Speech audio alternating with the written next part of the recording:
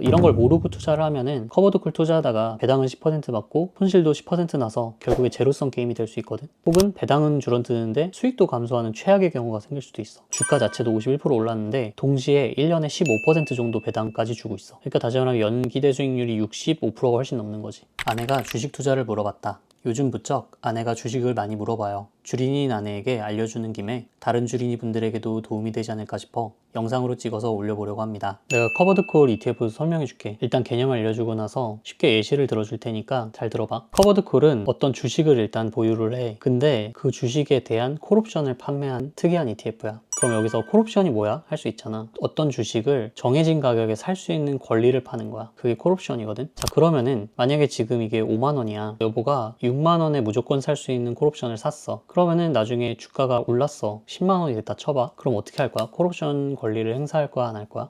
왜 할 거야? 왜냐면은 내가 10만 원이 된 주식인데 6만 원에 무조건 살 수 있는 권리가 있잖아. 6만 원에 사서 지금 시장가 10만 원에 팔아버리면 되니까. 자, 그러면은 커버드콜 ETF 같은 경우에는 펀드를 운영하는 자금에서 주식을 산단 말이야. 현물 주식을. 이 기초자산을 보유를 하고 있어. 그 상황에서 배당 수익을 만들기 위해 콜옵션을 팔잖아. 그럼 자, 콜옵션 같은 경우에도 증서 같은 형식이기 때문에 결국에 뭐 예를 들면은 콜옵션 하나에 뭐 만 원씩 팝니다. 이렇게 팔았다 쳐. 그러면 그걸로 돈이 들어올 거 아니야. 그러면은 그 돈을 모아서 콜옵션을 판 돈을 가지고 사람들한테 배당을 나눠주는 거야. 그래서 커버드콜 ETF 같은 경우에는 배당 수익률이 막 10%, 15%씩 되는 되게 초고배당 ETF들이 되게 많아. 그래서 사실 그건 어떻게 배당을 많이 주지? 하면은 바로 콜옵션 판매 자금, 다시 말하면 옵션 프리미엄이 있기 때문에 가능한 거야. 이해됐지? 좋아. 근데 문제는 사람들이 그러다 보니까 이 배당 수익에 눈이 멀어가지고 커버드콜 ETF를 쉽게 투자하려고 하는 사람들이 되게 많아. 근데 조심해야 돼. 여보도 커버드콜 ETF 배당 수익 높다고 막 투자하면 안 돼. 이유는 뭐냐면 잘 봐봐. 이 커버드콜 ETF에 맹점이 있는 거야. 기초자산인 주식을 가지고 있잖아. 그지? 근데 만약에 주가가 많이 올랐어. 그러면은 원래 보통 뭐 예를 들면 나스닥 100 ETF다 하면 나스닥 지수가 오르면 좋은 거잖아. 그지? 내가 수익을 많이 낼 수 있고. 근데 문제는 커버드콜 ETF는 콜옵션을 팔아버렸단 말이야. 아까 전에 주가가 많이 오르면은 콜옵션을 사간 사람들이 콜옵션 권리를 행사한다고 했지. 10만 원이 되면 내가 6만 원에 살 수 있는 권리니까 권리를 행사해서 6만 원에 사서 10만 원에 시장에 팔아버리면 되니까. 근데 커버드콜 ETF 같은 경우에는 콜옵션을 팔았기 때문에 그 권리 행사가 되게 쉬운 거지. 주가가 오르면. 이해됐지? 그럼 무슨 문제가 벌어지느냐? 지금 삼성전자 주식을 100주 가지고 있다 쳐. 근데 갑자기 콜옵션을 행사하겠대. 그럼 너한테서 그 주식 살 거야 라고 하는 거야. 그럼 내가 이 주식을 다 뺏길 수 없잖아. 커버드콜 ETF는 특이하게도 현금으로 보상을 해줘. 그만큼의 금액을. 그 사람들이 날 수 있는 차익을 현금 보상을 해주는데 이걸 원금 잠식이라고 해. 그래서 다시 말하면 만약에 주가가 올라 그러면은 일반 ETF는 수익을 볼 수 있는데 커버드콜 ETF 같은 경우에는 오히려 콜옵션 때문에 상방이 막히는 거야. 근데 동시에 오히려 원금 잠식이 일어나니까 더 손실이 커지는 거지. 예를 들면 이런 거야. 배당을 10% 받았는데 손실이 10% 나면은 의미가 없는 거잖아. 그런 식으로 뭔가 손실이 날 수 있는 거지.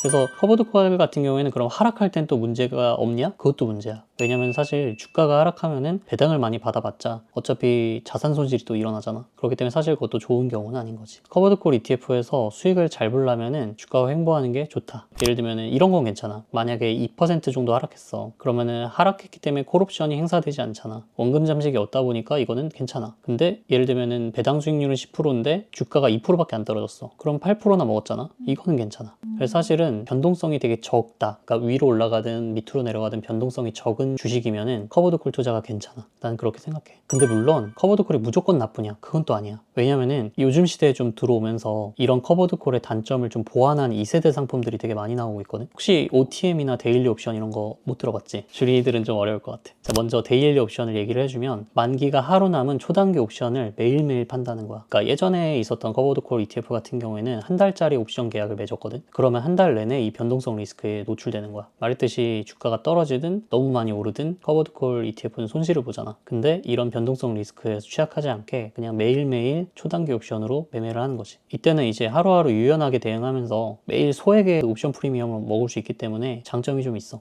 변동성에 좀 덜 노출된다는 거. 그리고 또 하나 보완사항으로 나온 게 OTM이야. 기존에 옛날 이제 커버드콜 같은 경우에는 ATM이라고 해가지고 등가격이었어. 등가격 방식인데 OTM 같은 경우에는 외가격 방식이야. 아주 어렵지? 쉽게 얘기해줄게. 예시로 아까 전에 그런 얘기 했잖아. 있잖아. 지금 5만 원짜리 주식이 있는데 6만 원에 살 수 있는 콜옵션을 팔아. 근데 나중에 이게 10만 원이 돼버리면 난 10만 원의 상승을 못 먹잖아. 6만 원의 콜옵션 권리가 행사돼 버리니까 커버드 콜 ETF를 산 사람 입장에서 상방이 막혀버리는 거야. 그냥 거기서 다 청산이 되니까. 근데 OTM 같은 경우에는 이 콜옵션 가격을 애초에 높게 해서 설정을 해. 그래서 예를 들면 8만 원, 9만 원 이렇게 설정을 해버리면 주가가 6만 원에서 끝나는 게 아니라 지금 5만 원인데 6만 원, 7만 원, 8만 원 올라갈 때까지도 콜옵션 행사가 안 되잖아. 그러면 난 이때까지도 상승 수익을 누릴 수 있는 거지. 그렇게 되면 솔직히 콜옵션 판매 금액도 있다 보니까 배당도 받고, 그리고 주가 상승에 대해서 볼륨이 좀 더 위에 높게 있으니까 커버드 콜의 단점이었던 상승에 대한 원금 잠식 리스크도 줄어들게 되는 거지. 그래서 이건 되게 괜찮은 방식인 것 같아. 대신에 물론 원래 항상 투자는 하이리스크 하이리턴이잖아. 이렇게 OTM으로 해서 콜옵션 행사 가격을 높여버렸기 때문에 그만큼 옵션 프리미엄 가격이 낮아. 그 말인즉슨 다시 말하면 배당 수익률도 ATM 방식보다 더 낮다는 거지. 정리하면 그래서 커버드 콜 투자가 좋은 경우는 첫 번째는 주식이 횡보할 때 좋아. 아까 말했듯이 자산 가격은 유지되면서 배당은 계속 높게 받을 수 있으니까. 두 번째로는 주식은 조금 하락했는데 고배당을 계속 받을 때야. 아까 말했듯이 주가는 2% 하락인데 배당은 15%씩 받으면 결국 이득이잖아. 그래서 이렇게 결국은 정리하면 변동성이 적은 횡보 구간에서 좋은 게 커버드 콜 상품이다. 그리고 말했지만 만약에